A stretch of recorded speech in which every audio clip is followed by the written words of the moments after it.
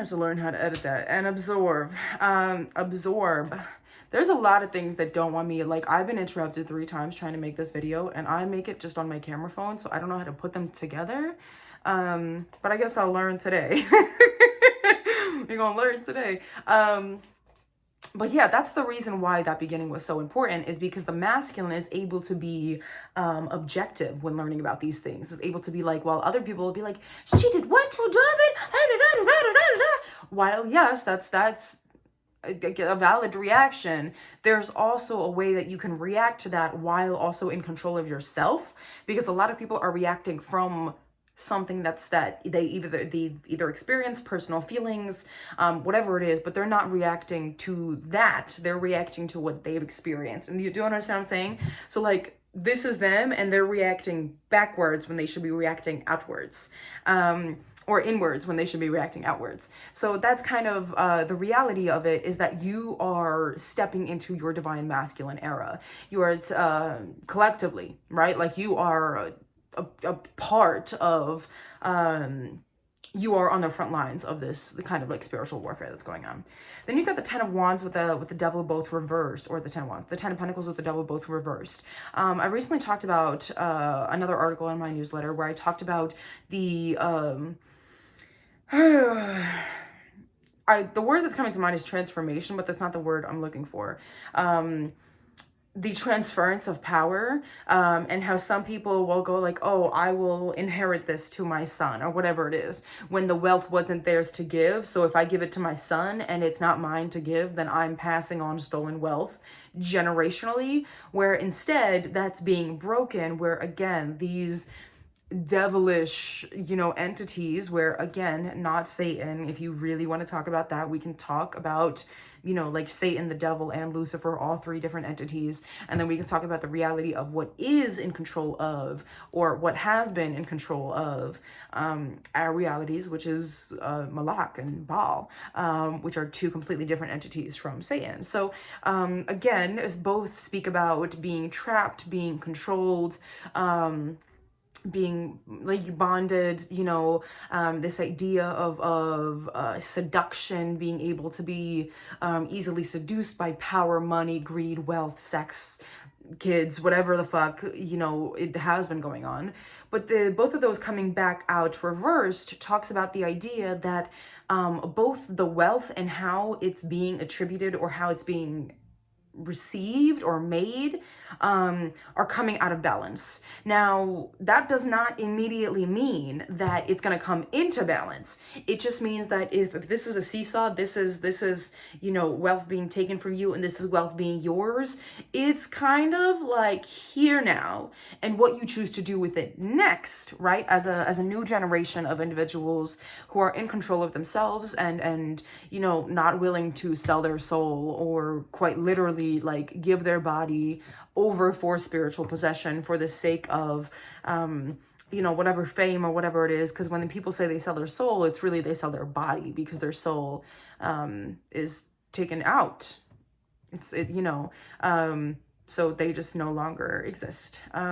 So within that, it's kind of the idea of people understanding that who they are, as they are, what they are, why they are, how they are, whatever it is, matters. So they're not willing to sacrifice these things. They're not willing to step into the seduction of the possibility for fame and fortune and power and wealth, because also they're not rooted in survival. I don't need to be a millionaire to live good. Money is not wealth. Like, these are the things that we're creating, right? Within that, there's also I got the Ace of Wands with the 3 of Pentacles.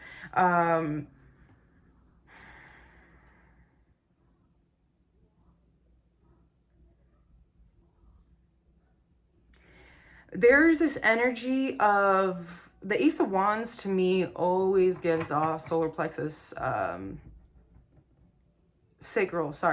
gives off sacral energy. It's a big wand. You know what I'm saying?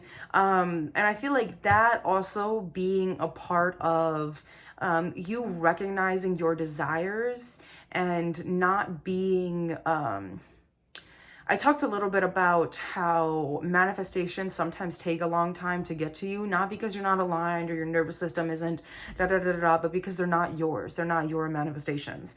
Sometimes we manifest things on behalf of other people and they take longer to get to us because God, source, spirit, the devil, even are all waiting for us to confirm that it's your manifestation and not somebody else's on your behalf.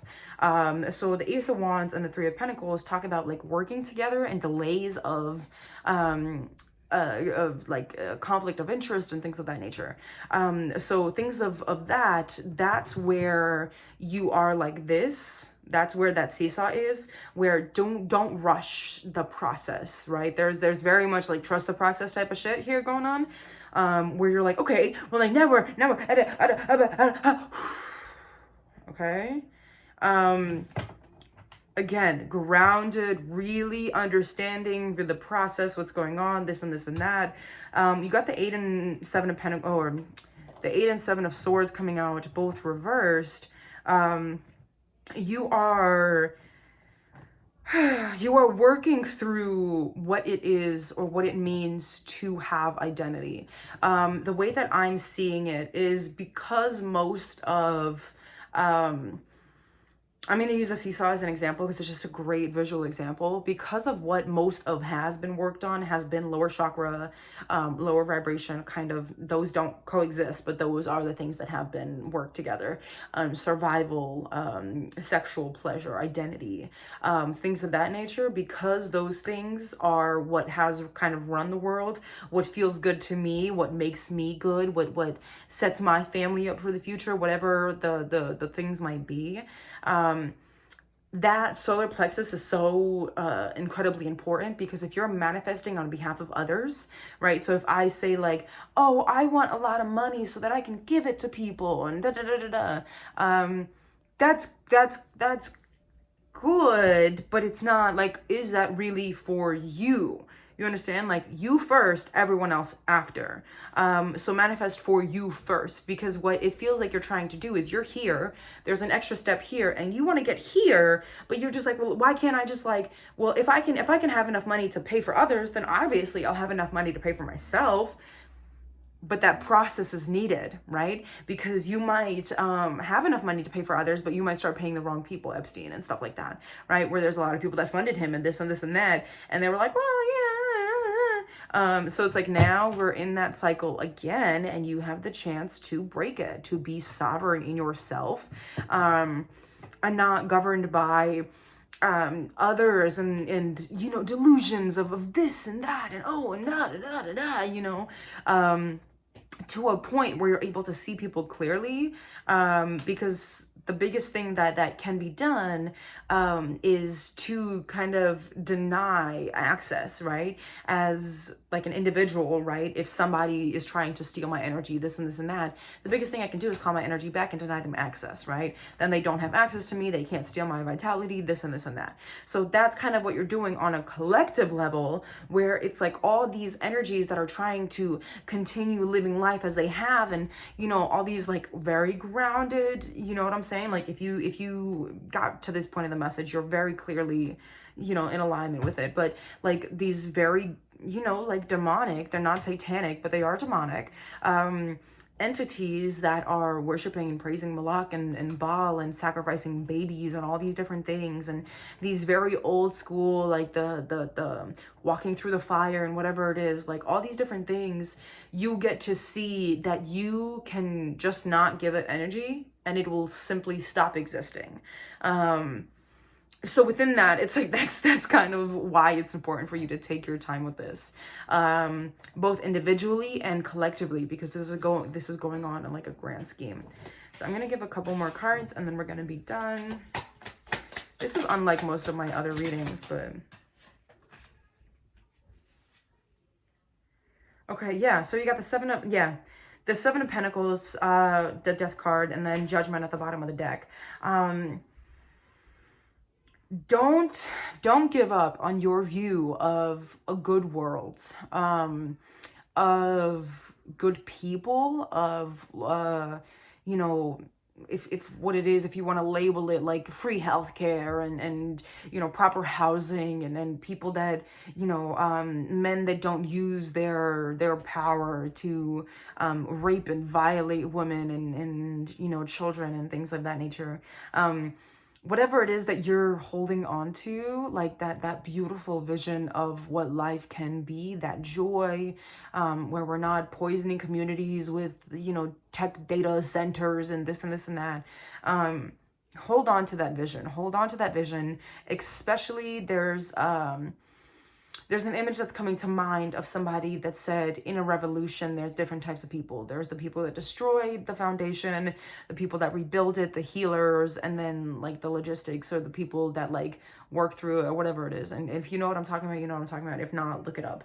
But that's kind of where you're being asked to go, is like recognize where you are. From this reading, it looks like you're one of either the healers or the creators of a new reality, where you're either actively through in your own embodiment healing the collective while healing yourself of the things that like I don't have to fear. My survival, my my belonging don't cost me my spirit, don't cost me my life, and whatever it is that might look like for you. But also actively creating a reality where you wake up and you live life as you would if the things that were going on weren't the things that were going on. Does that make sense? You're asked to do that, followed by the death card through this death. You've got someone, this yellow cloak, again, that solar plexus coming through highly, where you are facing death in, like, you are looking death in the face and saying, I have nothing for you. Like, you can come and knock on my door, but I have nothing for you. Like there's plenty for you to remove. There's plenty of you, plenty of cycles for you to end, but I have nothing for you. So like not being afraid, but then also, like holding space for like things need to end, cycles need to end, and that destruction is sometimes hard for people to wrap their head around. And then judgment, which just that card is just a beautiful kind of embodiment, is being able to see this kind of outreach, this celebration, like the trumpets playing, all these different things, of success and of peace. This also talks about like all the people in here are butt naked. So like talking about purity, like when you think of like the Bible and how when Adam and Eve, the first story, like they were naked because they had nothing to hide.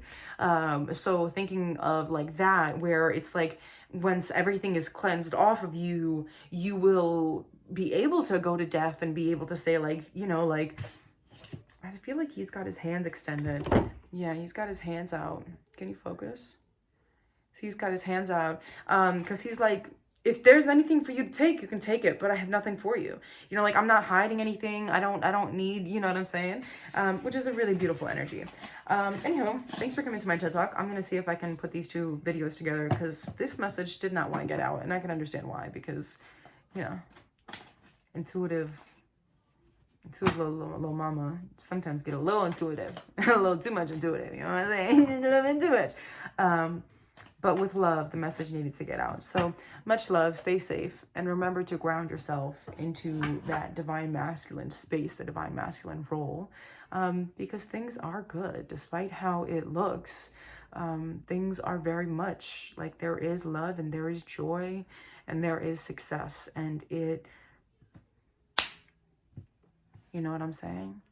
Just like that. So much love.